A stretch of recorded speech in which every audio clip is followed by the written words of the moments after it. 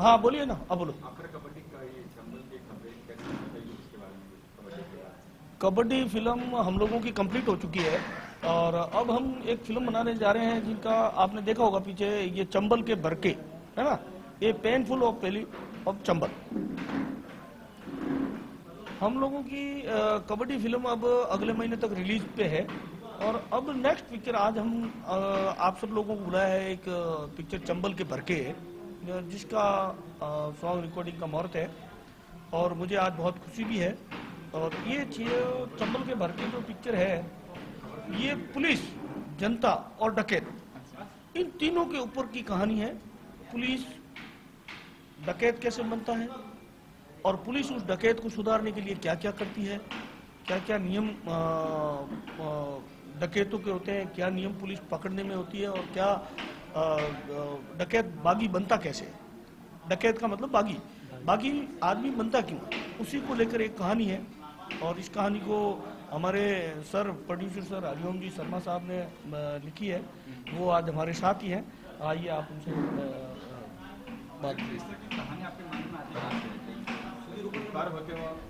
मैं आप सब लोगों को बहुत ही धन्यवाद दूंगा कि अभी पूरे 3 महीने नहीं हुए हैं, हमने इसी जगह पर पहले kabaddi the Indian game film का मुहूर्त किया था। और मैं आप सभी लोगों को, मीडिया को और इस पूरे हमारे सहयोगी कलाकारों को मैं धन्यवाद देता हूं कि इतने जल्दी समय में फिल्म कंप्लीट हो गई और अगले महीने रिलीज होने की तैयारी चल रही है। फिल्म पूरी तरह से कंप्लीट हो चुकी है और आज हम लोग फिर आप लोगों को आमंत्रित कर रहे हैं कि एक नई फिल्म जिसका नाम है चंबल के भरके, the painful story of Chambal valley. एक चंबल है जिसमें जो रास्ते हैं इनको भरके कहा जाता है। आप लोग भरके के नाम से थोड़ा सा सोचते होंगे कि ये भरके क्या है। हाँ, चंबल जो नदी है वो बरसात में जैसे ही उस पर उफान आता है, ओवरफ्लो ऊपर चलता है पानी, तो वो पानी के सहारे से मिट्टी को काटती हुई और अपना रास्ता बनाता है पानी। वो रास्ते पानी उतरने के बाद वो भरके कहलाते हैं और बड़े ही टिपिकल रास्ते बन जाते हैं। इनमें आप अगर एक बार कोई आदमी से आगे निकल गए तो वो दोबारा आपको आदमी उसको ढूंढ नहीं पाता है। ये भूल भुलैया है। तो इसके पीछे चंबल के भरके एक चंबल के लोगों की, आसपास बसे गांवों की एक ऐसी कहानी है जो कि किसी एक गरीब परिवार के साथ किस तरह की ज्यादती होती है और उनका एक लड़का किस तरह डकैत बनने पर मजबूर होता है और पुलिस किस तरह उसको मजबूर करती है और वो क्यों डकैतों के साथ जाता है। मैं ज़्यादा ये स्टोरी को आपको डिफाइन नहीं करूँगा, लेकिन एक रियल से भी रियल जो जिंदगी डकैत की जिसने जिंदगी जी है, वो लोग, ये कोई लिखी हुई पटकथा नहीं है, ये मेरी आंखों देखी हुई और मैंने उनको ये जीवन जीते देखा है। उस पर मेरे से एस्पायरेशन आया और मैंने ये कहानी लिखी है। इसकी कहानी के साथ साथ इसके जो लिरिक्स हैं वो भी मैंने लिखे हैं और लिरिक्स में बड़ा पावर है। अभी आपको चंबल मैया ये गाना भी सुनवाएंगे। और मुझे फिर से पुनः बहुत ही प्रसन्नता हो रही है कि आप लोग पधारे हैं। मैं सभी का, मीडिया का, अपने दोस्तों का और सभी एक परिवार का बहुत बहुत आभारी हूँ।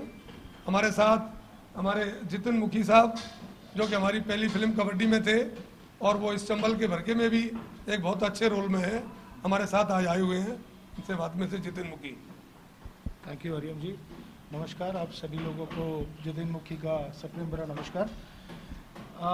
जैसे कि सर ने कहा, चंबल के बरके, ये मुझे अभी तक याद है कि जब हम कबड्डी फिल्म जो यहीं पर हम मिले थे तब सर ने ये कहा था कि ये फिल्म कंप्लीट करके सेकेंड फिल्म में आप सभी वापस एक टीम की तरह यहीं पर काम करेंगे। तो आज वो दिन आ गया है और मुझे इस बात की बहुत खुशी है कि सिर्फ बातों से ही नहीं लेकिन काम से भी, इम्प्लीमेंटेशन ऑफ वर्क भी सही तरीके से हुआ है, जो कि हम हमारी पहली फिल्म अब रिलीज पर रेडी, मतलब कर रहे हैं रेडी, और साथ में ये फिल्म की ओपनिंग कर रहे हैं, तो बहुत ही खुशी की बात।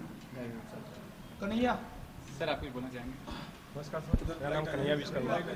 इधर हरिओम सर का थैंक्स करता हूँ और हमारे डायरेक्टर साहब का थैंक्स करता हूँ कि मुझे बहुत बड़ी जिम्मेदारी दी गई है। मैं इस फिल्म में चीफ असिस्टेंट डायरेक्टर काम कर रहा हूँ और पिछली फिल्म जो थी हमारी कबड्डी, उसमें भी सेम पोजीशन था और बहुत अच्छी फिल्म बनाई है।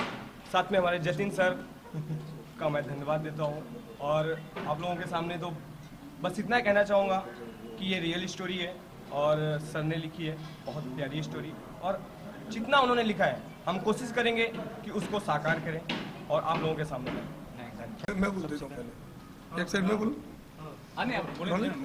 हाय दोस्तों, सबसे पहले मैं आपको ये बताना चाहता हूँ मैं आर्टिस्ट हूँ और इस मूवी में काम कर रहा हूँ, सेकंड मेन लीड हूँ जोगी के। आप मुझे देखेंगे इस मूवी में।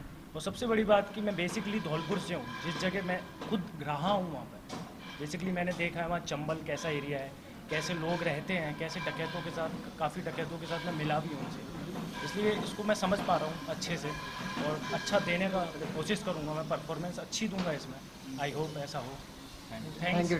मेरा नमस्कार, मैं बादल भट्ट और हमारे प्रोड्यूसर सर हरिओम जी शर्मा, डायरेक्टर सर SP निमावत साहब का बहुत बहुत धन्यवाद कि उन्होंने पिछली मूवी कबड्डी में भी मेरे को एज ए पार्ट लिया। हम लोगों ने बहुत एंजॉय किया, उनके सपने को ऊपर वाला साकार करे और ये दूसरे प्रोजेक्ट में भी उन्होंने हमें मौका दिया। इनके सपनों को साकार करने की हम पूरी कोशिश करेंगे। Thank you sir. सवाल करें। फिल्म में म्यूजिक किस तरह का है और कितना बड़ा चैलेंज है इस फिल्म में म्यूजिक देना आपके लिए? देखिए, अभी थोड़े दिन पहले हमने हरिओम शर्मा जी और SP निमावत जी की एक फिल्म की कबड्डी। अच्छा, वो एक बहुत चैलेंजिंग फिल्म थी कबड्डी, और कबड्डी अभी जस्ट कंप्लीट ही हुई। उसके बाद हरिओम शर्मा जी और डायरेक्टर साहब ने मुझे दूसरी पिक्चर दी जिसका नाम है चंबल के भर के, a painful story of Chambal valley. एक मतलब बहुत अच्छी स्क्रिप्ट है कि जब प्रोड्यूसर डायरेक्टर साहब ने स्टोरी नरेट की तो मुझे मतलब जो कुछ सीन सुने वो ऐसे सीन मैंने अब तक लाइफ में कभी सुने नहीं थे कि इस तरह की भी स्क्रिप्ट में होते हैं। जी। अब डकैतों की 2 फिल्में आई हैं कि एक शोले और एक बैंडिट क्वीन। शोले में म्यूजिक था और बैंडिट क्वीन में स्टोरी बहुत थी और म्यूजिक नहीं था, लेकिन ये जो चंबल के भर के उसमें शोले भी और बैंडिट क्वीन भी है, ये मेरा दावा है। तो क्या मानते हैं जो संगीत होता है कितना बांधे रखता है दर्शकों को अपने? देखिए, इसका जो संगीत हमने बनाया है वो ये सोच के नहीं बनाया कि हम फिल्म का संगीत बना रहे हैं। इसके क्या स्क्रिप्ट राइटर, प्रोड्यूसर और लिरिसिस्ट भी हरिओम शर्मा जी हैं, तो जो शब्द उनके दिल से निकले मैंने उनको अपने संगीत में ढालने की कोशिश की। इसमें हमने ये नहीं कहा कि हमने हिट पे गौर किया हो या कि भाई गाना जाना चाहिए सिचुएशन के साथ में। हमने आज एक टाइटल ट्रैक रिकॉर्ड किया, वो यूवी जी टाइटल ट्रैक हमने रिकॉर्ड किया है जो यूवी जी और शंकर जी ने गाया है, वो आपको गुनगुना के भी सुनाएंगे। जी बिल्कुल, बताइए किस तरह का है ये गाना और कितना बड़ा चैलेंज है? देखिए, आपको सुनने में ऐसा लगेगा कि ये एक चंबल मैया, जी। चंबल मैया करके गाना है, लेकिन वो कोई भी मतलब भक्ति गीत नहीं है। बिल्कुल जैसे कुछ जब डकैत होते हैं वो सब लोग जब साथ में होते हैं तो उनको आपस में जोश भरने के लिए भी कुछ गाते हैं। जी जी, तो वो गाना है, तो मैंने भी गाया, साथ में शंकर भाई ने गाया। हाँ तो सुनाइए। सुनाओ जरा गाना। चंबल मैया चंबल मैया, चंबल मैया, चंबल मैया, चंबल मैया, चंबल मैया सबकी पार लगाए नैया। चंबल मैया, चंबल मैया सबकी पार लगाए नैया। चंबल मैया, चंबल मैया, चंबल मैया, चंबल मैया। तो ये गाना है।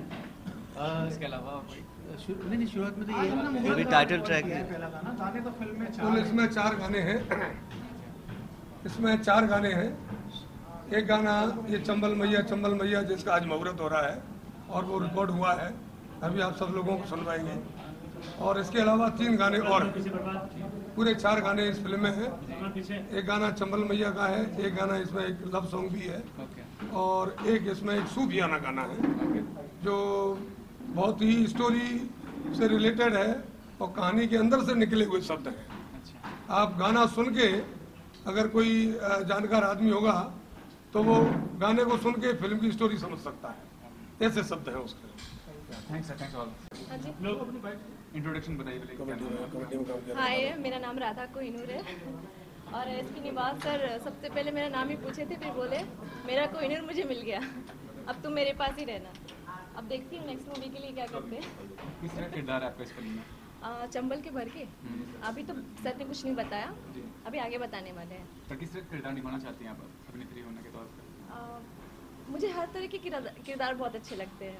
ज़्यादातर मुझे जो मैं खेल सकूं, मुझे जैसे कि नेगेटिव हो गया, पागल का हो गया, मुझे बहुत पसंद है ऐसे किरदार। तो ये फिल्म जो है बहुत सोशल फिल्म है, बहुत स्ट्रॉन्ग फिल्म है सब जगह। कितना बड़ा चैलेंज रहेगा इस फिल्म में रोल प्ले करना?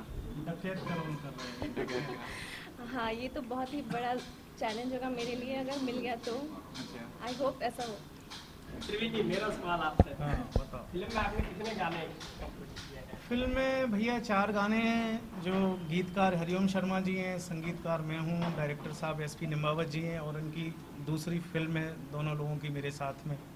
अभी जो गाना आपकी फिल्म में गुनगुनाया बिना म्यूजिक के, हमें तो ऐसा लग रहा था जैसे म्यूजिक फ्री गा रहे हैं। कितनी तैयारी की आपने इस गाने के लिए? देखिए क्या होता है कि जब टीम अच्छी होती है ना तो बहुत काम में मन लगता है। आज यहाँ मुझे एक प्रोड्यूसर डायरेक्टर की इतनी अच्छी टीम मिली है कि मुझे इतना सहयोग करते हैं कि मुझसे पूछते ही नहीं है कि मैं क्या कर रहा हूँ। ये बहुत बड़ा सहयोग है।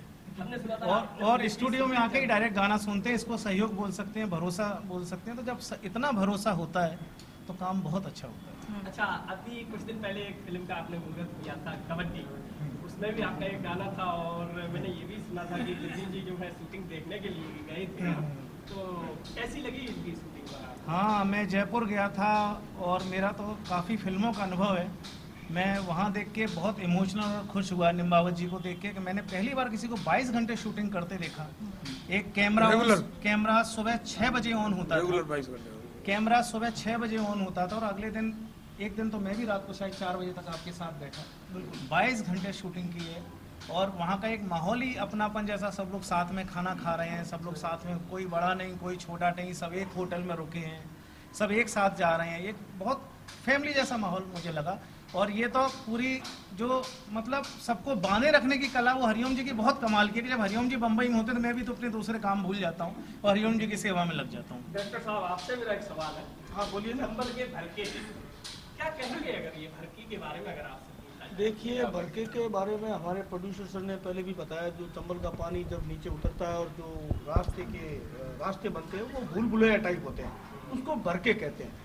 और भरके के अंदर कोई एक आदमी अगर इधर उधर हो जाए तो उसको ढूंढना पुलिस और भरके का जो साथी होता है उसको भी बड़ी मुश्किल पड़ जाती है। टाइटल भरके कहते हैं। करवाया आपने? बिल्कुल करवा दिया, टाइटल रजिस्टर्ड करवा दिया। हिंदी फिल्म टाइटल रजिस्टर्ड पहले होता है। पूछा नहीं? एसोसिएशन वालों ने कुछ पूछा नहीं? एसोसिएशन वाले ये भरके के बारे में कुछ समझ नहीं पाए थे, तो उन्होंने मेरे को बुलाया और मेरा एक लेटर हेड लेके मुझे इस भरके का अर्थ मुझे बताया। जब मैंने ये भरके के अर्थ के लिए आप लोगों के लिए एक लाइन डाली है, a painful story of Chambal valley, है ना। इसका अर्थ ही यह है कि वो मतलब बहुत कठिन रास्ते होते हैं और वहाँ ढूंढना इंसान को बहुत मुश्किल होता है। फिर भी आपके पास जब ये मतलब फिल्म आई चंबल के भरके, तो आपको टाइटल सुन के कैसा लगा? आपने शुरू से डायरेक्ट? हाँ, टाइटल सुन के शायद हम लोगों का एक दिन थोड़ा सा विवाद हुआ था। हम लोग घर पे बैठे, हम लोग घर पे बैठे हुए थे, तो हमारे बीच में थोड़ा सा डिस्कशन हुआ था, तो मैंने शायद भर के शब्द पे थोड़ा सा ऑब्जेक्शन रेज किया था। तो हमारे प्रोड्यूसर साहब बोले नहीं, कुछ भी हो जाएगा, भर के तो नहीं चेंज होगा। तो रजिस्टर्ड हो चुका था। हाँ, भर के नहीं चेंज होगा।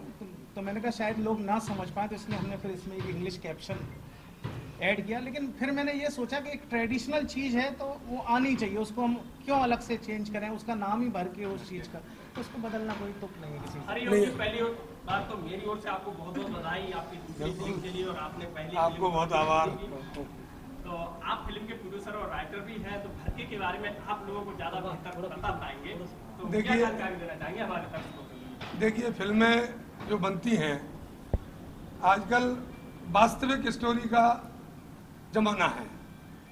चंबल के भरके शब्द हो सकता है कि मुंबई में समझ में नहीं आए, लेकिन जो चंबल जहाँ से बहती है और हमारे कोटा राजस्थान से बह के और यूपी इटावा तक जाती है, वो ग्वालियर, मुरैना, धौलपुर, उससे आगे इटावा तक, वो सब लोग इसका अर्थ जानते हैं कि भरके क्या है।